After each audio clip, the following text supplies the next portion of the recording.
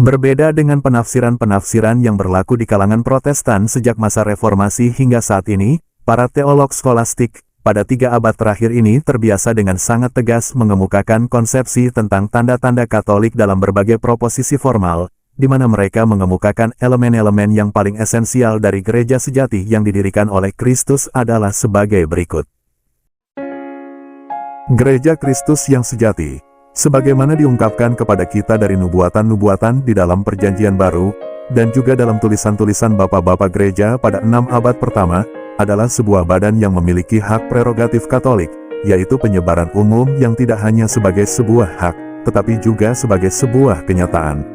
Selain itu, penyebaran ini tidak hanya berurutan, yaitu, agar satu demi satu bagian dari dunia ini dalam perjalanan zaman dapat bersentuhan dengan Injil, tetapi juga sedemikian rupa sehingga gereja secara permanen dapat digambarkan tersebar di seluruh dunia. Lebih jauh lagi, karena penyebaran umum ini adalah sebuah properti yang tidak dapat diklaim oleh asosiasi-asosiasi Kristen lainnya, kita berhak untuk mengatakan bahwa Katolik adalah sebuah tanda yang khas dari gereja Kristus yang sejati. Dari sini akan jelas terlihat bahwa titik yang ditekankan adalah difusi lokal sebenarnya.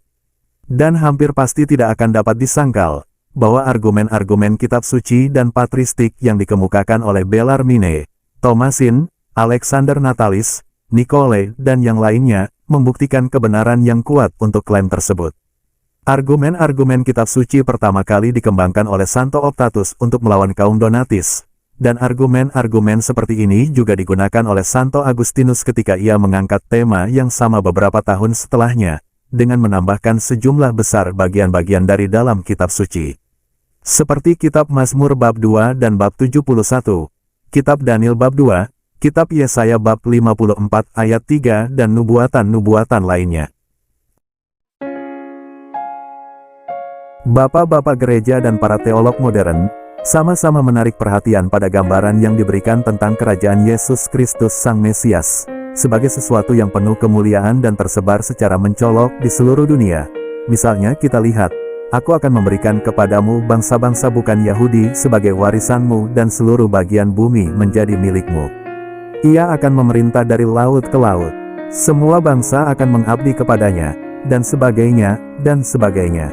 Selain itu, jika digabungkan dengan hal-hal ini kita harus memperhatikan perintah dan janji Yesus Kristus Tuhan kita. Karena itu pergilah, jadikanlah semua bangsa muridku. Kamu akan menjadi saksiku sampai ke ujung bumi. Atau Santo Paulus yang mengutip Mazmur bab 18. Ya sesungguhnya, suara mereka terdengar sampai ke seluruh bumi, dan perkataan mereka sampai ke ujung-ujung dunia, dan lain-lain.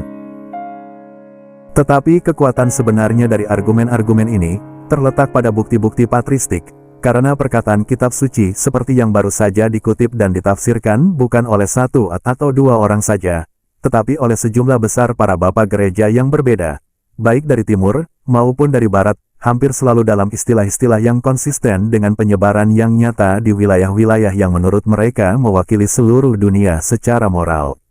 Sangatlah penting untuk dicatat bahwa dalam banyak bagian patristik ini, jika seandainya saja para polemikus masih bersikeras pada penyebarannya secara lokal, dengan mengimplikasikan bahwa penyebaran ini bersifat relatif dan bukan absolut. Berdasarkan semua ini, kita menjawab bahwa penyebaran ini adalah bersifat umum, secara moral, bukan secara fisik maupun matematis. Santo Agustinus menjelaskan bahwa bangsa-bangsa yang tidak menjadi bagian dari Kekaisaran Romawi, telah bergabung dengan gereja yang semakin berkembang di seluruh dunia. Ia pun menambahkan bahwa akan selalu ada kebutuhan dan ruang untuk terus bertumbuh, dan, setelah mengutip Roma bab 10 ayat 14, ia menambahkan, jadi di antara bangsa-bangsa yang belum mengenal gereja, gereja masih harus mendapat tempat. In quibus ergo gentibus non dum est ecclesia, oportet ut sit.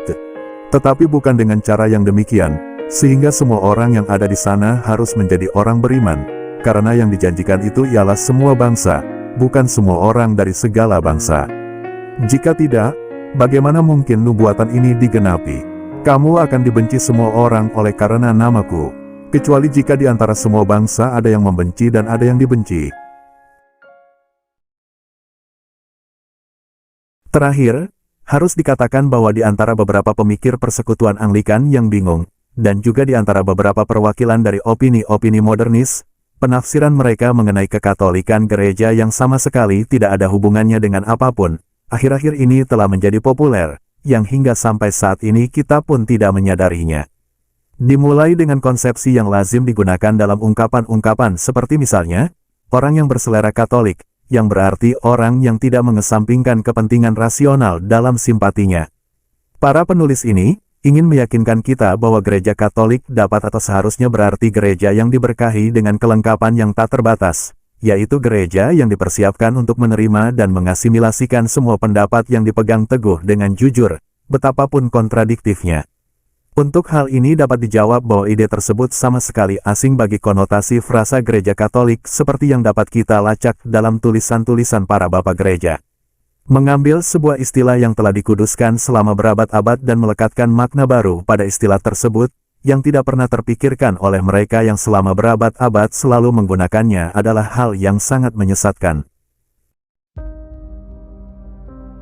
Jika kelengkapan dan kelenturan dari keyakinan ini dianggap sebagai sebuah kualitas yang diinginkan, dengan segala cara, biarlah ia memiliki sebuah nama baru, akan tetapi adalah tidak jujur untuk meninggalkan kesan pada mereka yang tidak tahu atau yang mudah percaya, bahwa inilah ide yang telah lama diraba-raba oleh orang-orang yang taat pada masa yang lampau, dan bahwa hal ini diserahkan kepada para pemikir religius di masa kini untuk mengembangkan arti yang sebenarnya dan nyata dari frasa Katolik. Pernyataan ini sungguh sangat jauh dari gagasan tentang substansi yang samar-samar dan menyerap secara tak kentara ke dalam media yang mengelilinginya. Konsepsi para bapak gereja adalah bahwa gereja Katolik terputus oleh garis-garis yang paling jelas dari semua hal yang ada di luar. Fungsi utamanya bisa dikatakan adalah untuk mengatur dirinya sendiri dalam perlawanan yang tajam terhadap semua hal yang mengancam prinsip vital kesatuan dan stabilitas.